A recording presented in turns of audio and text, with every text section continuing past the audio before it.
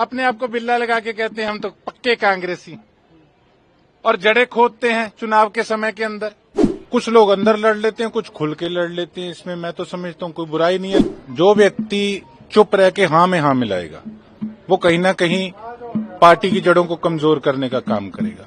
कुछ कांग्रेसी सीधा दूसरी तरफ वोट डलवा रहे थे कि हमारी ही पार्टी के लोगों ने हमें हरा दिया। बस आगे का जो प्लान है जी कि किस प्रकार से जो पार्टी की अपनी नीतियां हैं उनको किस प्रकार से लोगों तक पहुंचाना है, या जो कमी पेशी आ रही हैं उनको किस प्रकार से दूर करना है, तो आगे की सारी रणनीति जो है वो बताई गई। संगठन को लेकर, नेता प्रतिपक्ष को लेकर, प्रदेश अध्यक्ष को लेकर क्या जी अभी उस बारे में कोई, उस विषय में कोई चर्चा नहीं हुई, और उसके अलावा आगे का जो प्रोग्राम है वो बताया गया, और जो सभी एमएलएस की और एमपीज की या जो चुनाव में कुछ वोट जो किसी कारण से रह गए उनकी जो आगे ड्यूटियां हैं वो लगाई गई। तो एमएलए हैं जो चुनाव हार गए, बेशक किसी कारण से वो लोग हैं, एमपी हैं, जिम्मेवारी हमारे सिर पे है।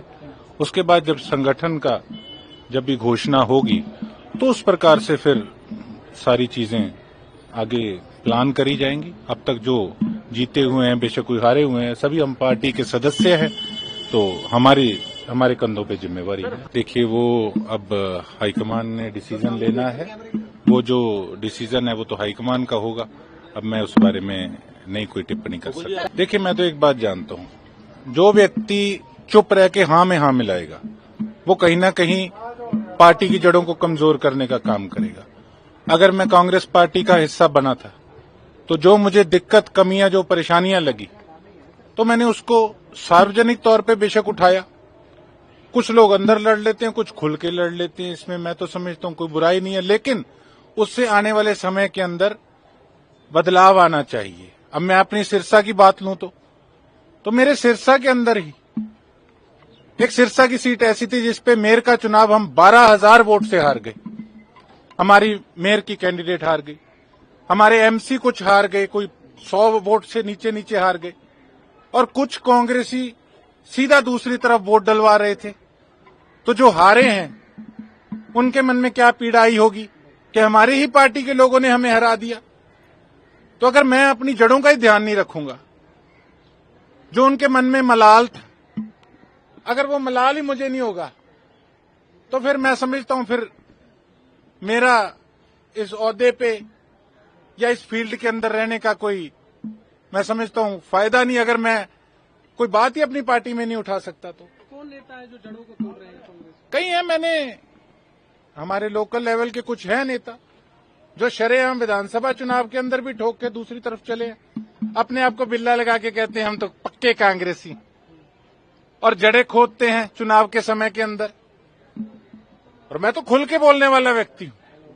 मेरे नाना स्वर्गीय लक्ष्मण दास अरोड़ा जी ने भी कांग्रेस की राजनीति की और हमेशा खुल के कांग्रेस पार्टी का झंडा जो है वो बुलंद करने का काम किया।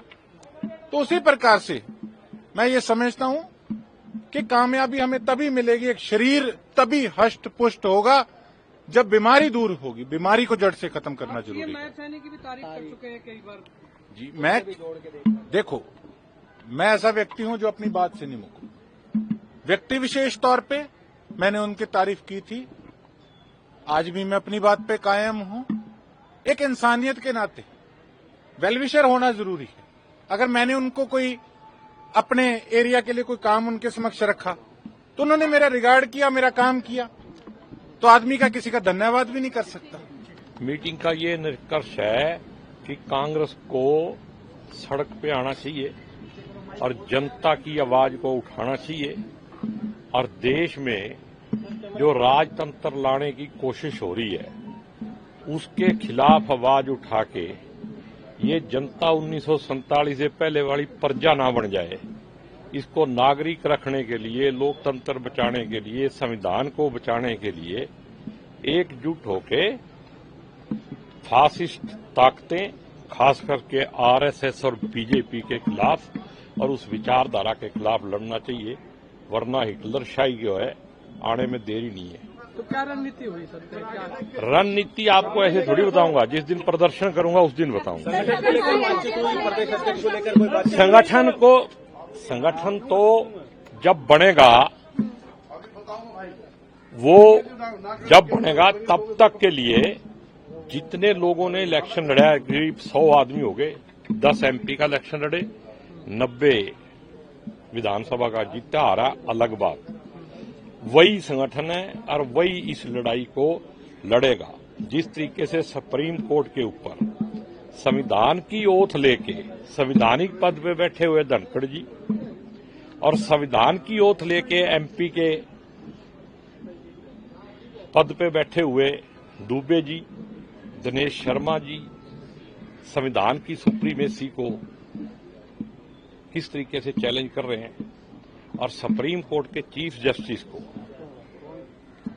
ये कह रहे हैं कि वो देश में दंगे करा रहे। दंगे कौन कराता है भाई?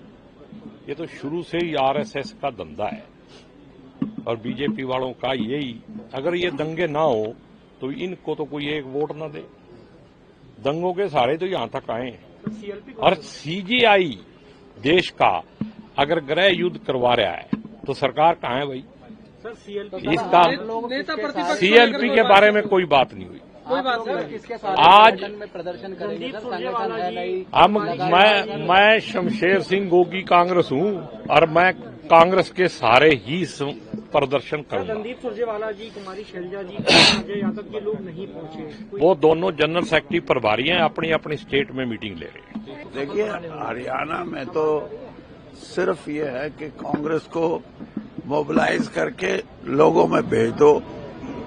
हरियाणा में कांग्रेस बहुत मजबूत है और तेजी से करोगे तो और मजबूत होएगी। उसके लिए बात हुई है और जैसे 40 दिन का कार्यक्रम है, इस कार्यक्रम में जो लोगों को जिस तरीके से काम सौंपा जाएगा वो अपने उस काम को उतना कर दें तो हरियाणा की कांग्रेस वाइब्रेंट हो जाएगी।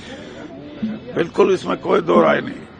अब आप कहो कि दूसरे प्रदेश में क्यों नहीं वाइब्रेंट, हरियाणा में अभी कांग्रेस के अंदर लोगों में बहुत, और फिर भारतीय जनता पार्टी की वहां कभी लोगों में तो पकड़ है नहीं। अब जो पकड़ है वो सिर्फ राज की है, लोगों की पकड़ तो नहीं है।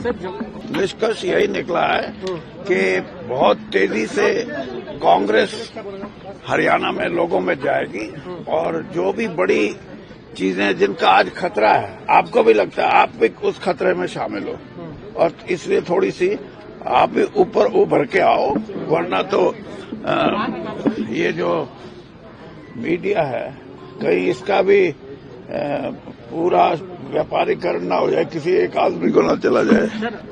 अब कहीं ना कहीं ये भी एक शायद उनकी स्ट्रेटजी का हिस्सा हो, जो टेररिस्ट हैं, कि जो सॉफ्ट टारगेट है उसको भी ढूंढे। वरना वैसे ये इंटरनेशनली कोई भी आज, चाहे यूक्रेन की और रशिया की बात है, चाहे हमास वाले और वो दूसरे हैं, ये कुछ ना कुछ नियम होते हैं इसमें, उन नियमों का उल्लंघन है ये, मैं ये जरूर कहूंगा। और टेररिस्ट को खुद बने हुए नहीं, बनाए हुए हैं, और जिनके बनाए हुए हैं उनको इस बात का होना चाहिए, अगर वो इंटरनेशनली इन बातों को समझते हैं कि इस तरह के टारगेट, हाँ, जब कोई आर्मी की इंस्टॉलेशन पे या और बातें हैं वो तो समझी जा सकती हैं, क्योंकि टेररिस्ट का तो काम ही है, लेकिन ये नहीं है, ये गलत बात है और इससे जो लोग इसमें इन्वॉल्व हैं उनको भी बड़ा भारी नुकसान हो सकता है। और नुकसान इसलिए हो सकता है कि वहां के लोगों की जो इकोनॉमी है वो सबसे बड़ा सोर्स तो टूरिज्म है।